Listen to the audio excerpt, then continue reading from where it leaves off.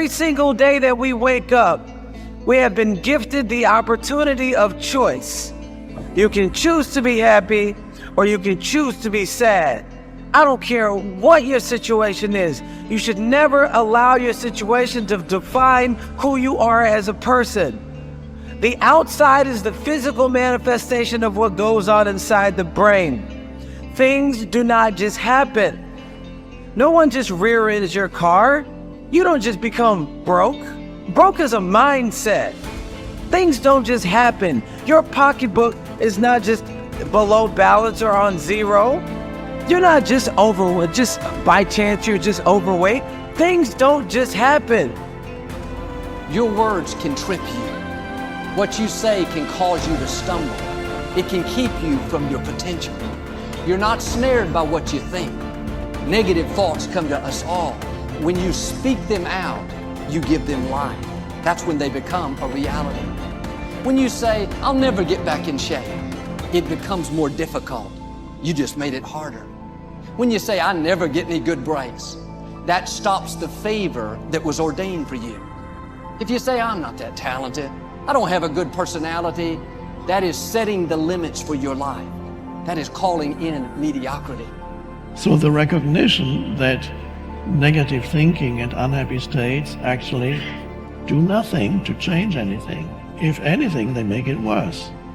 So if there's enough awareness and you can suddenly look at that, and then you can ask yourself from the deeper perspective of awareness, do I want to continue to think these thoughts? Is that helpful or good? Do I really want that?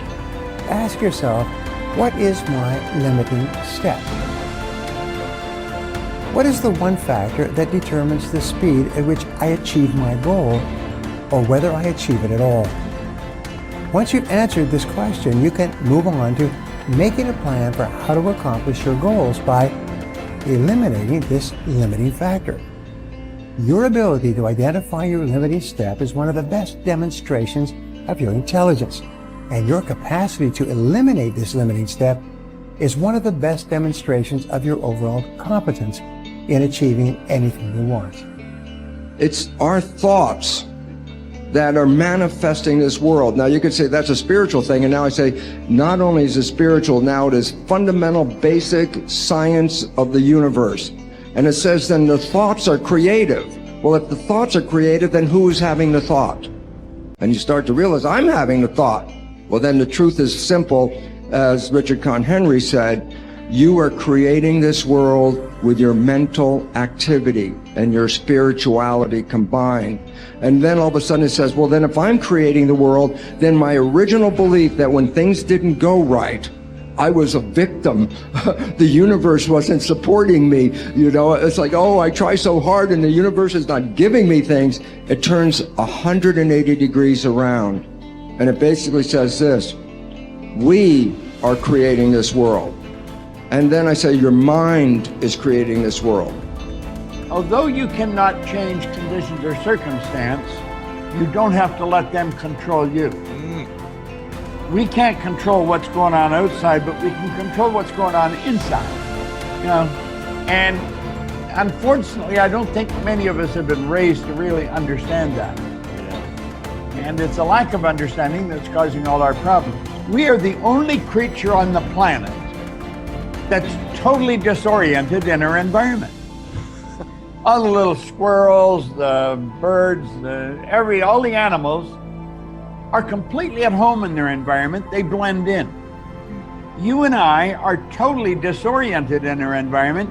We've been given the mental faculties to create our own environment. However, we go right through school and we've never learned that. We have higher faculties, and the average person has no knowledge of how to operate with them, how to develop them. We have perception, the will, reason, imagination, memory, and intuition. Now, those mental faculties, they're not just words, they're actually mental faculties that we can use to take control over our world and to create the environment that we want.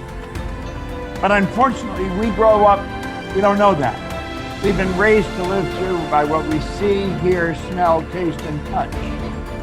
Our physical senses. And we've been raised to be controlled by what's going on outside. As little kids, will you listen to what I'm telling you? Will you look at this? You know, and so it's all outside. We get our report card, and that tells us what kind of student we are. But it really tells us where our mind was at for a few minutes 3 weeks ago. Got nothing to do with who we are. So I think we're raised in ignorance, actually. There's a very small percentage of the population that have a reasonably clear understanding of who they are and what they're capable of doing. But the ones that do are in the minority. People think that the purpose of memory is to remember the past. And that's not the purpose of memory. The purpose of memory is to extract out from the past lessons to structure the future. And that's the purpose of personal memory. And so you're done with a memory when you've extracted out the information that you can use to guide yourself properly in the future. So if you have a traumatic memory, for example, that's really obsessing you, if you analyze that memory to the point where you figured out how you put yourself at risk and you can determine how you might avoid that in the future, then the emotion associated with that goes away. So memory has a very pragmatic function. And cultural memory is the same thing, is that we need to extract out stories from our past that structure our future. And we need that because, well, first of all, if you don't have a purpose, let's say, it isn't that your life becomes neutral in a meaningless sense. It's that your life becomes characterized by unbearable suffering, because the baseline condition of life is something like unbearable suffering. And what you have to set against that is a noble and worthwhile purpose. And hopefully your determination of that purpose is buttressed to some degree by the wisdom of the past, because you can't conjure something like that up on your own. And if you provide people with nobility of purpose, then they can tolerate the suffering of existence without becoming entirely corrupted by it. And cultures that don't do that, it isn't even so much that they die, it's that cultures that don't do that are dead. They're done. They don't have a story anymore. They don't have a call to adventure. And then, well, then everyone suffers stupidly as a consequence. It's a very bad thing. So Churchill made the same observation that many of the great psychologists and philosophers made in the early part of the 20th century. It's like, bring the story forward and propagate it and make it the most noble possible story. And then you motivate people to transcend themselves, which they need to do. So yes, he's exactly right in his diagnosis. In order for us to become abundant, we have to overcome the old personality. And that's 95% of who we are, right? Yes. So then, the side effect of the beginning of this process is a lot of discomfort.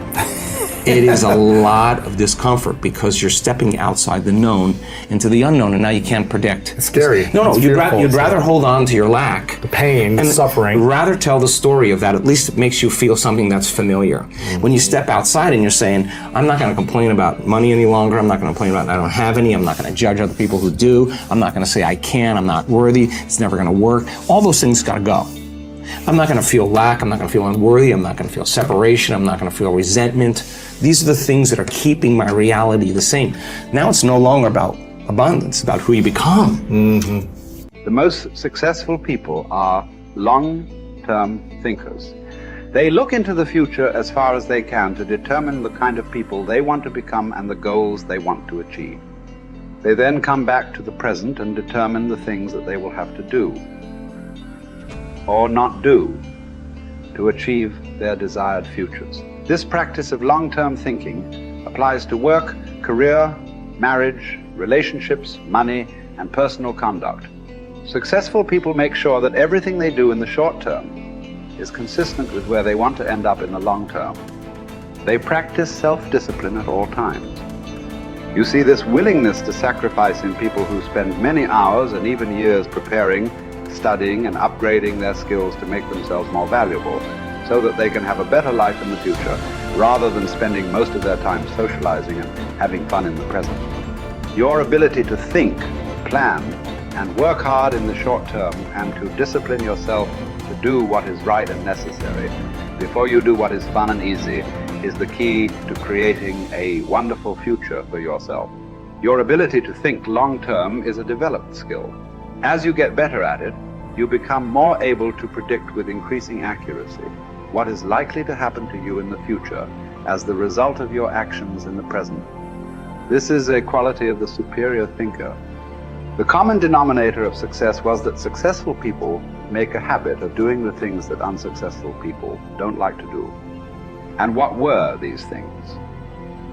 It turned out that the things that successful people don't like to do are the same things that failures don't like to do either.